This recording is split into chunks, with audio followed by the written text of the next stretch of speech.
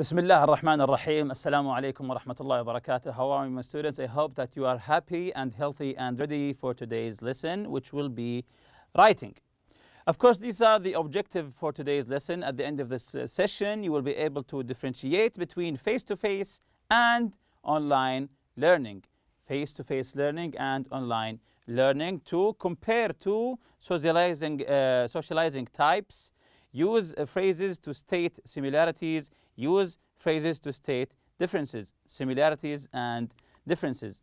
And we took in the previous lesson, if you remember, we took the brain and storm. When once you use your brain and your other friends' brains to move the ideas around, it comes the concept brainstorming, which is a group discussion to produce ideas or solve problems. Brainstorming, you and your friends, a group, try to come up with a solution, and you bounce ideas. And remember, there are no bad ideas in brainstorming. This is just a process. This is just a process, brainstorming, until you come up with the solution. Then we took this schedule for advantages and disadvantages of the internet.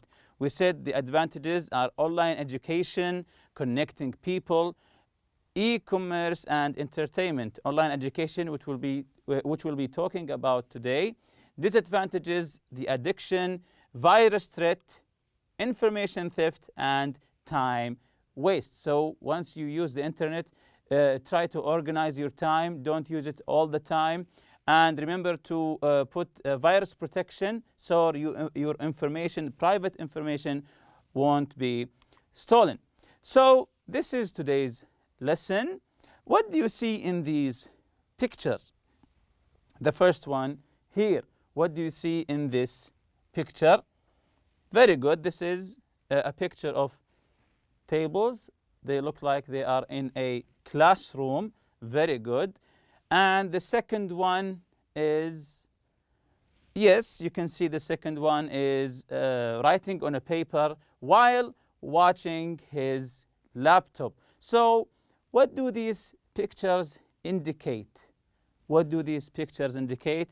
Very good. They indicate face-to-face learning and online learning. We've experienced both online learning using your laptop or maybe your smartphone while taking notes.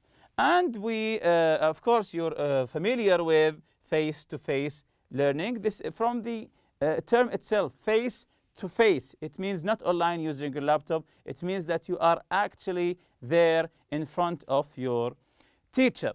So look at the photos and define face-to-face and online learning. Do you know anyone who is studying online? Do you know anyone who is still studying online? Would you prefer to learn online? Why or why not? Would you prefer learning online?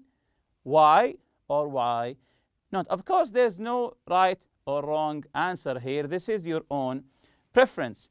The second question, do you prefer to communicate with your teacher and classmates face-to-face? Why and why not? So, to sum it up, do you prefer online learning or face-to-face learning, and why? Why do you prefer online learning? Why do you prefer face-to-face learning? And what are the differences?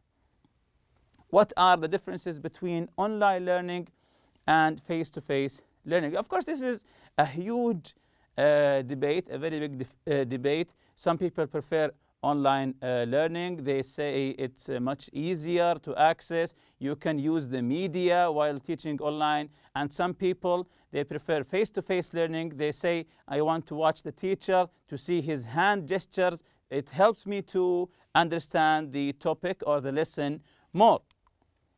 So we'll be reading a text now. Read the text and answer the questions. What is the trend for university courses? Pay attention to the questions, which we will find the answers for in the next passage. Again, what is the trend for university courses? Number two, what kinds of students opt for online courses? Remember, the opt is the same as choose. So what kinds of students choose to go for online courses? The third question, why do some students enroll in face-to-face courses? This is the same as the previous one. Why do they choose online? Who chooses online? And the people who choose face-to-face, why do they choose face-to-face courses? The last question, which type of course is more successful? Which type of course, the online course or the face-to-face course, which one is more successful? All of these questions, we will find the answer here in this passage, learning face-to-face and online. So let's listen now and try to answer the questions that we have read shortly. Let's listen. There have been significant changes in education due to technology. The internet has played a determining role in transforming the face of education as we used to know it. More and more universities and colleges offer face-to-face and online course modes or blended versions that combine classroom face-to-face and email, social networking, or synchronous e-learning. Research has shown that students choose different options, depending on individual preferences, learning styles, and practical considerations. For example, working adult students prefer online courses as they offer the flexibility that they need to combine learning with work. In other words, individuals, whose time and/or mobility are restricted, are happier with online courses. On the other hand, a large number of students enroll in face-to-face courses as they feel that face-to-face instruction and communication with peers will help them understand concepts better and learn more effectively. They are not opposed to using email or social networks to communicate with peers but not with their instructor.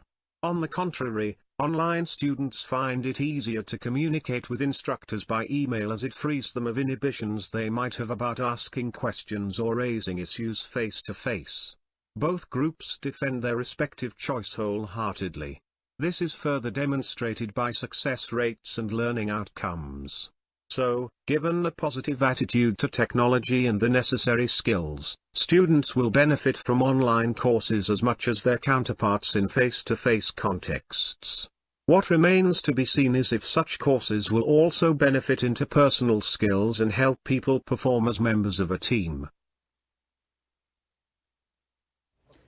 So now that we have listened to this passage which talks about online learning versus the face-to-face learning, both groups of students have good points. Why do they choose face-to-face and why do they choose to go online learning? Remember, there's no right or wrong answer here. This is a personal preference. So let's try to answer the questions here. What is the trend for university courses? What is the trend, the thing that's going on now? What's the trend for university courses? Very good.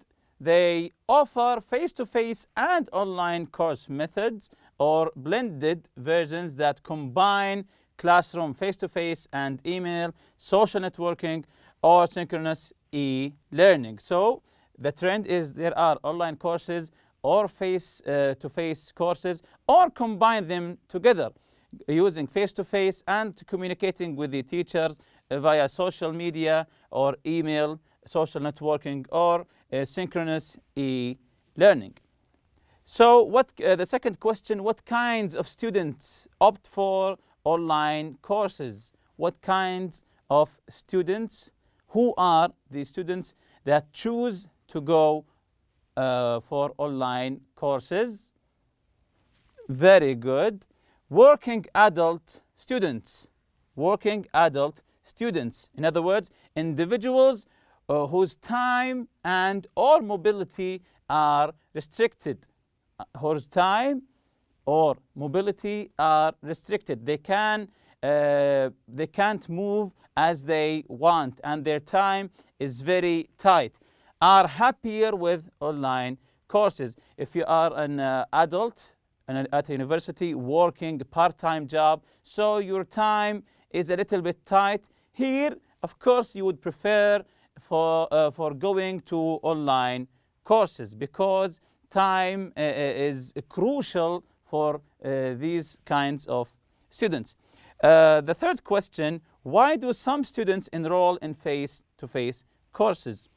This is another question.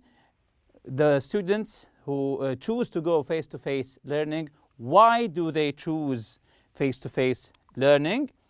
They feel that face-to-face instruction and communication with peers, with their friends, with their colleagues, will help them understand concepts better and learn more effectively. So they choose that because they feel that being face-to-face with friends, with colleagues, and with the teachers, and seeing their movements, their gestures, this will help them to understand the lesson better and more effectively. So, which type of course is more successful? Which type of course is more successful? Of course, the answer is very obvious. Both are successful. Both are equally successful. It's not this or that. The information is getting to you either face-to-face or the online methods. So, read the text again and find out which paragraph. Of course, you know the word paragraph, the part of the article. Which paragraph, number one, presents information about face-to-face courses?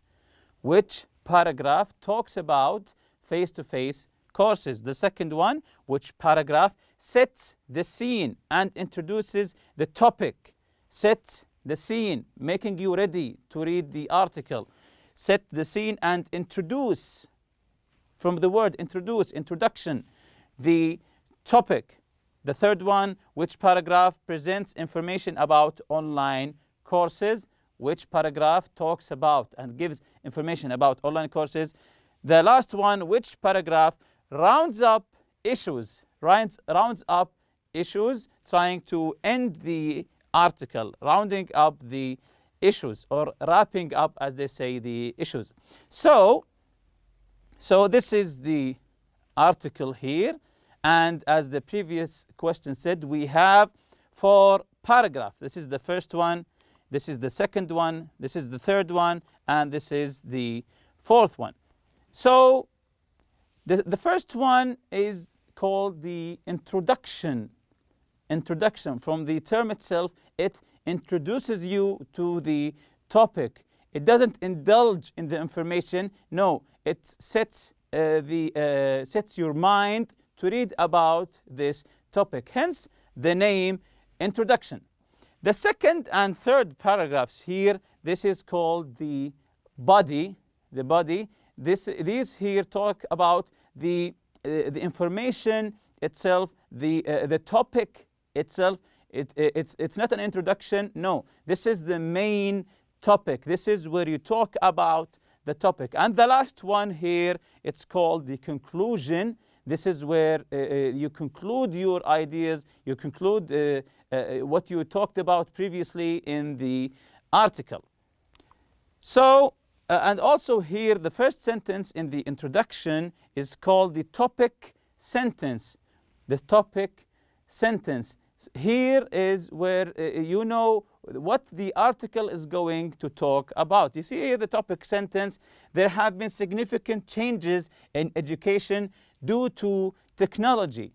Changes in education because of technology. So you know now we're talking about education, and we're talking about 2 parts of education, the one using technology and the one that's not using technology. Here, the second paragraph, the research has shown, this is an evidence.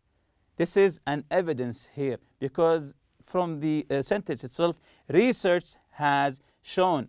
This is what we base our information on, from research. You have here, on the other hand, and on the contrary, this is where you give the opposite idea of what you said.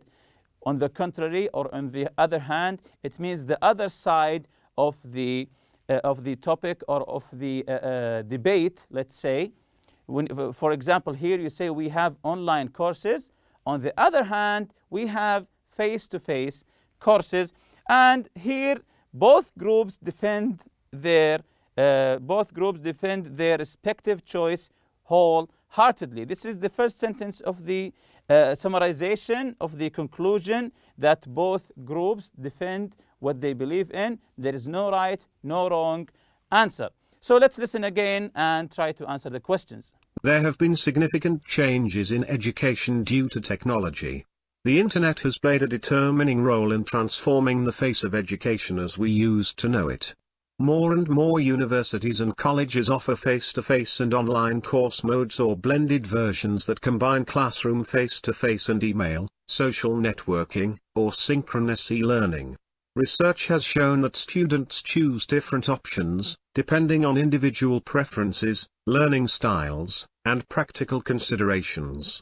For example, working adult students prefer online courses as they offer the flexibility that they need to combine learning with work. In other words, individuals, whose time and/or mobility are restricted, are happier with online courses. On the other hand, a large number of students enroll in face-to-face courses as they feel that face-to-face instruction and communication with peers will help them understand concepts better and learn more effectively. They are not opposed to using email or social networks to communicate with peers but not with their instructor. On the contrary, online students find it easier to communicate with instructors by email as it frees them of inhibitions they might have about asking questions or raising issues face-to-face. Both groups defend their respective choice wholeheartedly. This is further demonstrated by success rates and learning outcomes. So, given a positive attitude to technology and the necessary skills, students will benefit from online courses as much as their counterparts in face-to-face contexts. What remains to be seen is if such courses will also benefit interpersonal skills and help people perform as members of a team.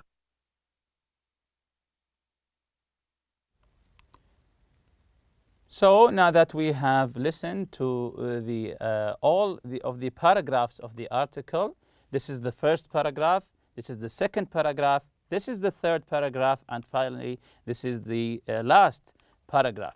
So again the question, which paragraph presents information about face-to-face courses? Which paragraph talks about face-to-face courses? Very good.